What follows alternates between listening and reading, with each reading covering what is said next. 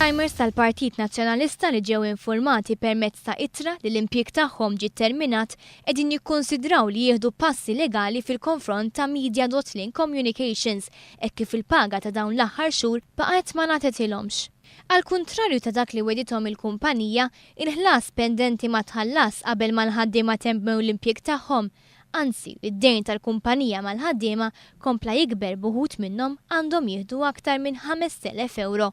Sorsi qalu li hemm impjegati li ilhom ma jirċievu l-paga sa minn frar li għadda. F'dawn iċ-ċirkustanzi l-istess ħaddiema qegħdin jikkonsidraw li jieħdu passi legali kontra l-kumpanija Media.Link Communications.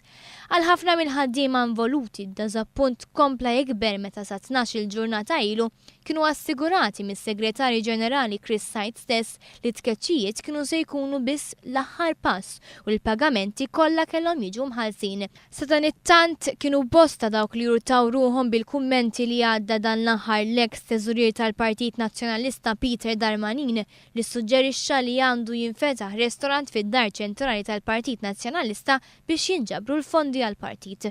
Peter Darmanin kien responsabbli mill-finanzi tal-Partit Nazzjonalista għal bosta żmien u kien qajjem kjas meta qabel temm il-ħatra tiegħu huwa kien għadu ma tħallas tal-aħħar pagi li kellu dovuti lilu. Fil-fatt kien ħareġ jattakka lill-Gvern Nazzjonalista ta' dak iż-żmien li waqt li hu kien qed jistenna l-paga, il-Ministri kienu tħarsu l-onorarja ta' 500 euro fil-ġimgħa.